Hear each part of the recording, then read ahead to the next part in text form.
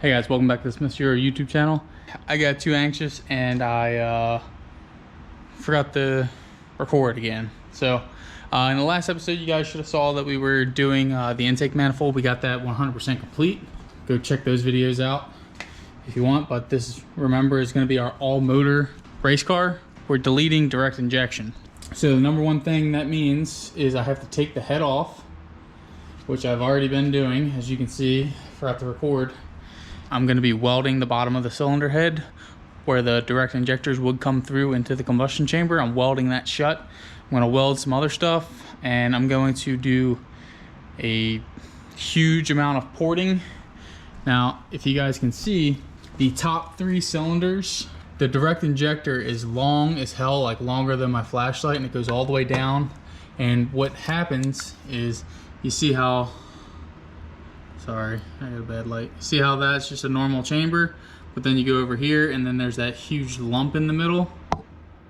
The whole idea is we are going to patch this hole up. I'm going to put a freeze plug probably up here, and then we're going to weld the bottom, and I'm going to port it all out. I've ported some stuff before.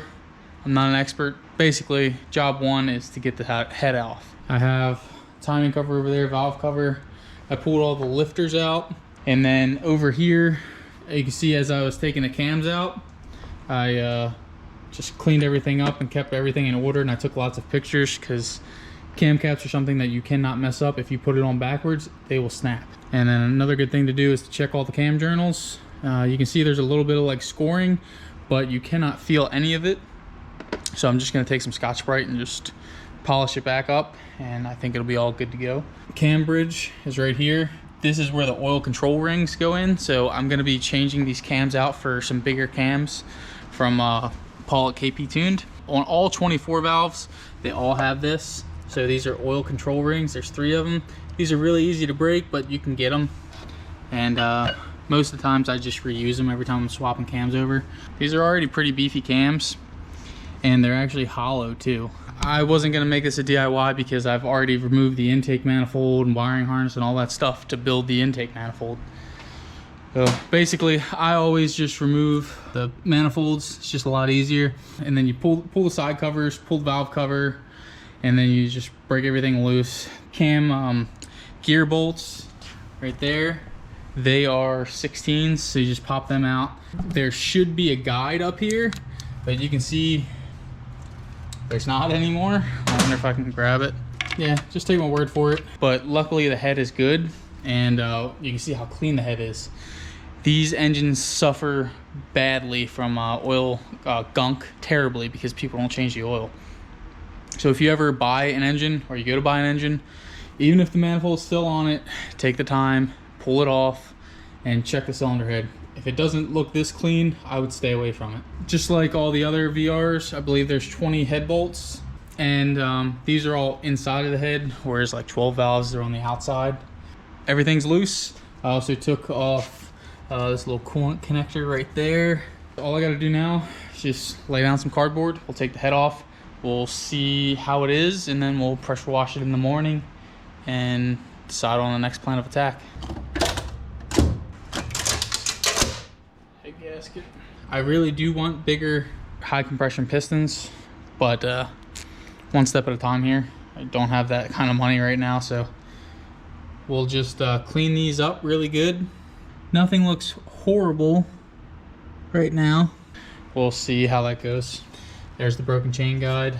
Let's see if that oil pump bolt's still intact. God, that was wrecked. Oil pump bolt and gear, I can't see. Kind of looks intact. So we'll hope for the best on that. Let's go check out the cylinder head. Right here, this is where the direct injector comes in. You can see through here, this is where you got to be real careful because you can blow through the port. So that's something I got to be super careful with. You can see again, there's the port where the injector comes in. So I got to be real cautious when I'm porting those. Right here, I plan to basically weld that hole shut we'll see how it goes. I'm gonna try my best. You can see that the chambers are kind of different. Each chamber's different, each piston's different. It's kind of odd, but that's how it is from the factory. So you could try to like build it up just like this, but you can see, look at the angle on these intake pistons or valves versus this one, how they're like basically completely recessed.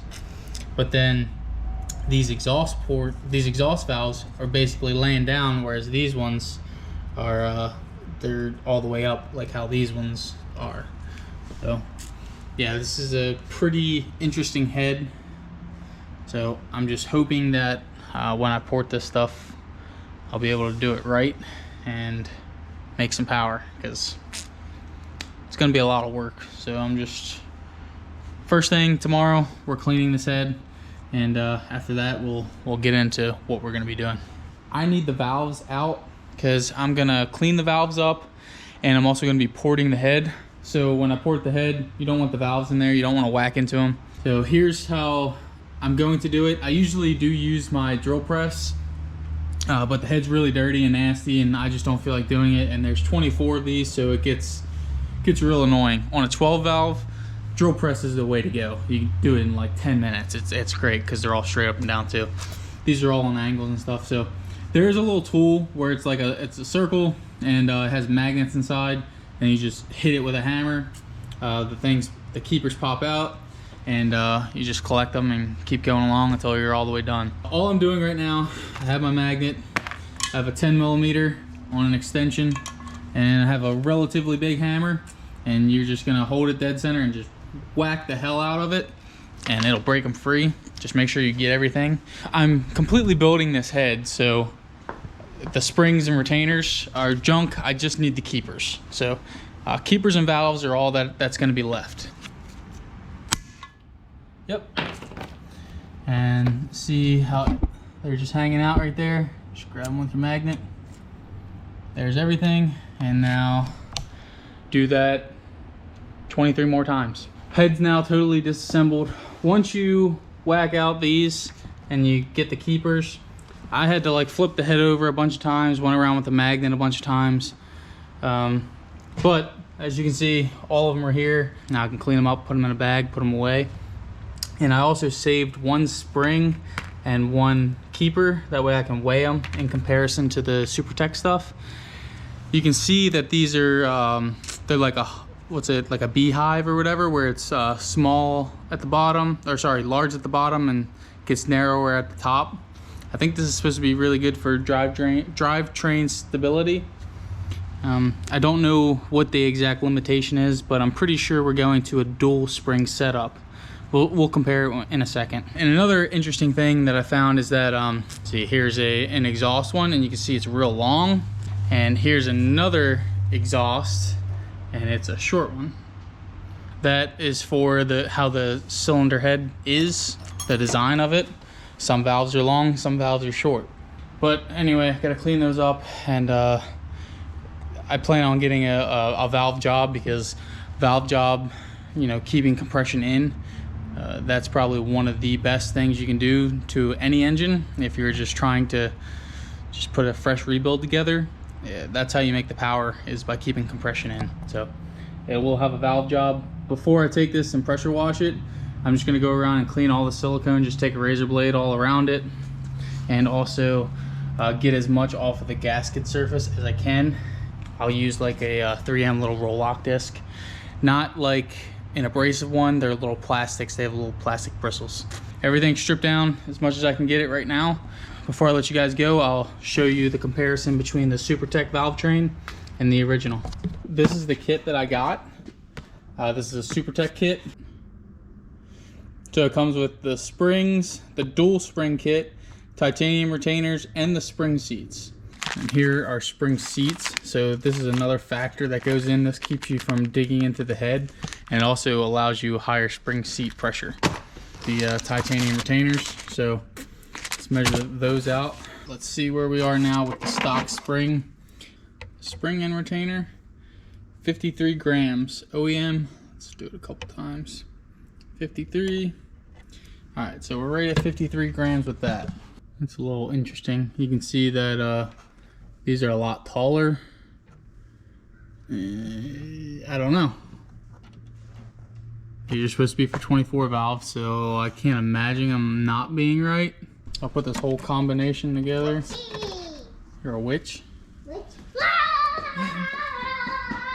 Here's the whole combination together. And it's actually 4 grams lighter, even though you have a dual spring and the spring seat, so that's kind of cool. I didn't expect it to be that much of a difference. I thought it would actually be heavier. Still got to clean the head, but I think that's the end of this video. So, pretty far apart and spread everywhere. So give me a like, comment, and subscribe, and see you guys in the next one.